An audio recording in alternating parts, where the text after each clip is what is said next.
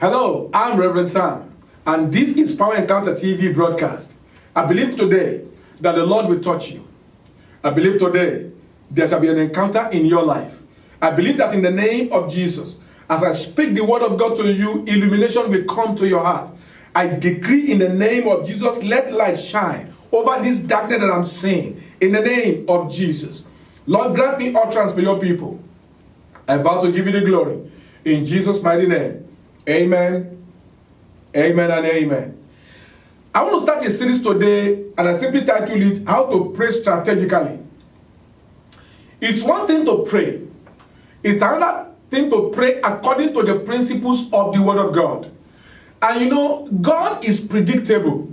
The Bible says Jesus is the same yesterday, today, and forever. What do I mean by that? What I'm talking about is the fact that if you know how to get God to answer your prayer, the same principle is what Adam and Eve used. The same principle that Abraham used. The same principle that the apostle of old used. Is the same principle that if you and I can learn to understand today and we put it to use, we're going to get the same kind of answers. Why is it that when people pray, when Elijah prayed, he had answers? Why is it that when Peter prayed, he had answers? Why is it that when Bartholomew called upon Jesus, he had answers? It is because they operated by principles. And this world is also guided by principles. So I want us to go into the first principle I want to speak on today is men don't need to know. Men don't need to know. I'm going to pick my text from the book of Matthew chapter 6. In Matthew chapter 6, I'm going to read from verse 5 to verse 6. The Bible says, Jesus was speaking there. He said, when you pray, so he's talking about prayer, thou shalt not be as the hypocrites, for they love praying, standing in the synagogue and in the corners of the street, that they may be seen of men. Truly I say unto you, they have their reward. Now let's first of all consider for that first part. Jesus said, when you pray, don't pray standing in the middle of the church, or pray or standing at the corner street to pray, just like the Pharisees, because that's how the Pharisees, that's why they behave. That's how the hypocrites behave. They want men to see them. Jesus said, don't do it just for men to see you. Because Jesus said, if your motive for doing what you are doing, praying the way you are praying, is so that men can see you, Jesus said, you have had your reward. Men have seen you, so your prayer is wasted. Because what you expect to have is for men to say, oh, that brother can pray very well. Oh, that sister is very spiritual. You yourself, you know. If you are deceiving, you know. If your motive is for men and women to see you and say, that person is special, you know. You don't need to deceive ourselves. But you see, Jesus said, don't do it. Because if you do it, your prayers will not be heard. However, he said, but you, when you pray, enter into your closet, and when thou hast shut thy door, pray to your Father which is in secret, and thy Father which seeth in secret shall reward you openly. In other words, Jesus is encouraging you and I to have this mindset for secret prayers. Do you remember that when God told Isaiah, go and tell Hezekiah to put his house in order, God's going to die. The Bible says that Hezekiah did not even say anything. He just went and faced the wall and began to say, Lord, you know the way I have served you. You know I have obeyed your word. You know I have carried out your commandment. Lord, I don't want to die now. And before Elijah left the courtyard, you know it's a palace.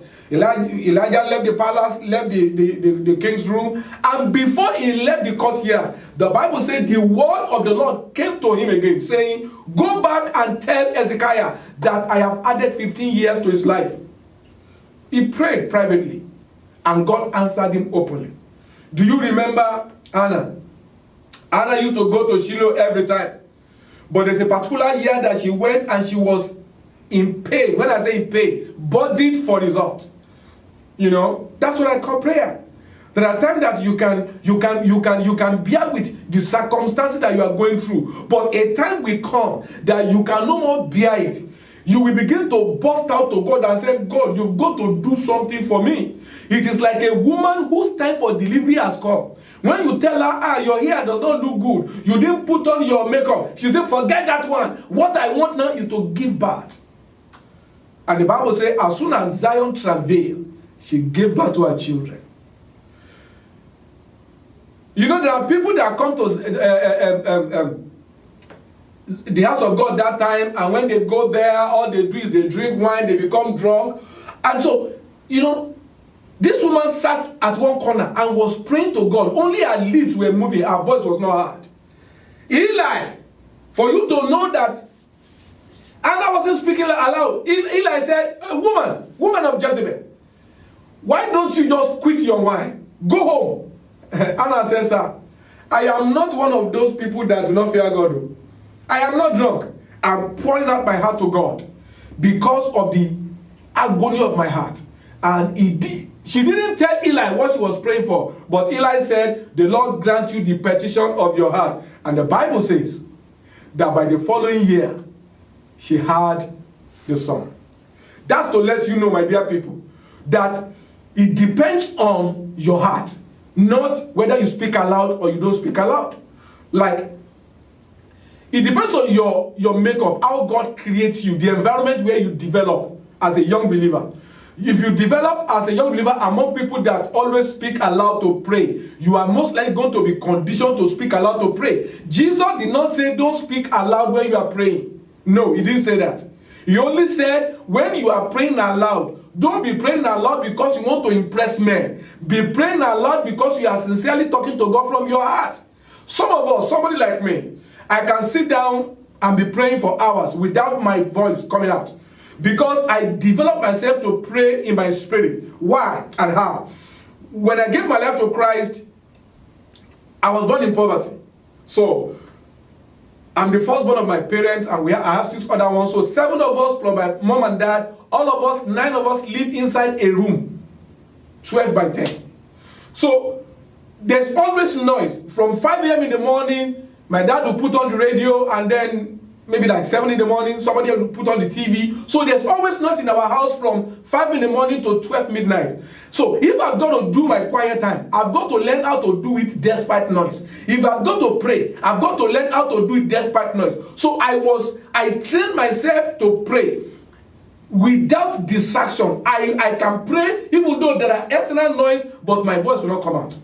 And many a time I find myself, I'll just take a stool and go to the side of the house, and while I'm there, all I'll be doing is I'll just be praying in tongues. And nobody will hear my voice, but only my lips will be moving. And that's how I develop myself. So it's easy for me to pray without shouting. But some people are not conditioned, are not configured like that. But what Jesus is saying is this. Whether you are praying aloud or you are praying silently, number one, don't do anything to impress men. Because if you do, our Heavenly Father will never hear your prayer.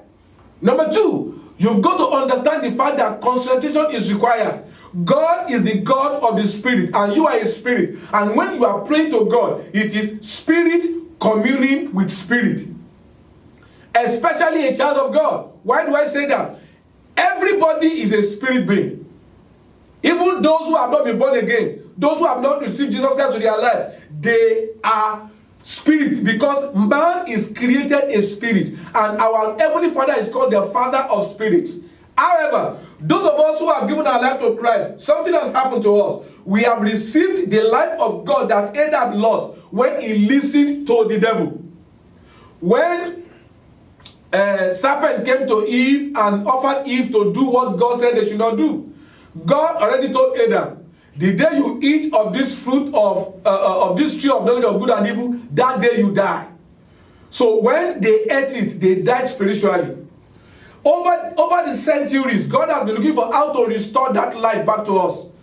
And when Jesus came, God chose to return the life of God back to us. That's why the Bible says that for God so loved God that he gave his only begotten Son, that whosoever believeth in him will not perish but have everlasting life. When that life comes back into you, you become alive spiritually. That is when the Bible says that the Holy Ghost is witnessing with our spirit. Because the Spirit of God is the Spirit of life, then the Spirit of life is already in you. So there's spiritual communication. What am I saying? Prayer is spiritual communication. You can be shouting and you are not communicating. You can be silent and you are not communicating. But don't do anything to impress men. That is the first principle I want you to know. Those who will be strong will be those who knows how to walk with God. We don't need to say too many things. Just say the right word and the testimony will be sure for you. I therefore take my time to pray this moment. I call upon God that He will heal you.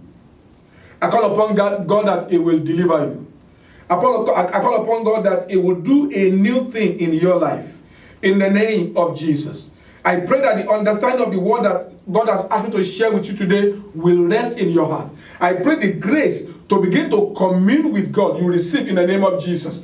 The Holy Ghost, the Bible said there's what is called the communion of the Holy Spirit, the fellowship of the Holy Ghost. I pray that the grace that will make you to begin to fellowship with the Holy Ghost, let that grace come upon you right now in the mighty name of Jesus Christ. Yes, I rebuke that spirit of distraction. Somebody is watching me. Every time you try to pray, something always happens. You'll be thinking of something, somebody will be making noise, there will be distractions. They are demonic. It's meant to distract you. And I bind that evil spirit right now in the name of Jesus Christ. I pray for every one of you that are looking out to God. You are seeking the face of God. God didn't tell you what you are seeking the face for, but you are seeking the face of God. The Lord asked me to tell you, within 3 days from the time you watch the telecast, you will see the sign that your prayers are answered in the mighty name of Jesus Christ. Somebody, you have problem with one of your legs.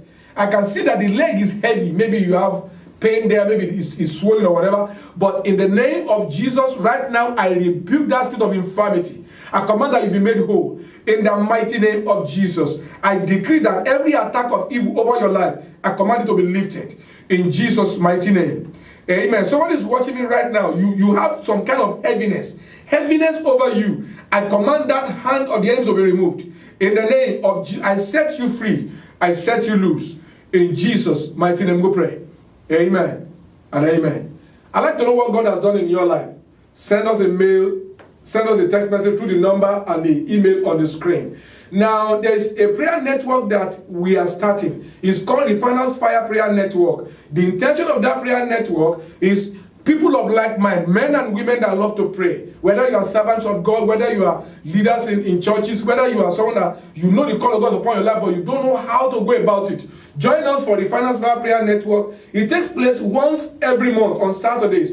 But you've got to send me your phone number and your name so that we can text you the address and when the program will take place. I'm going to go right now because time is always not on my side. But I want you to know something. That you may have gone through so many things in this life. But right now that I believe God is connecting you with my anointing. Everybody knows the anointing. Now that God is connecting you with my anointing. When He called me, He said to me, go teach my people power. So I believe that once you open up your heart and you receive the word of God from my life, Jesus said you will know the truth and the truth you know will make you free. I believe that the testimony of your life will be that you are wonderful because Jesus is real. I'll see you next time. God bless you. Bye-bye. Lord, you are great. Thunder announce your presence. The storm announce your power. I can't imagine your greatness.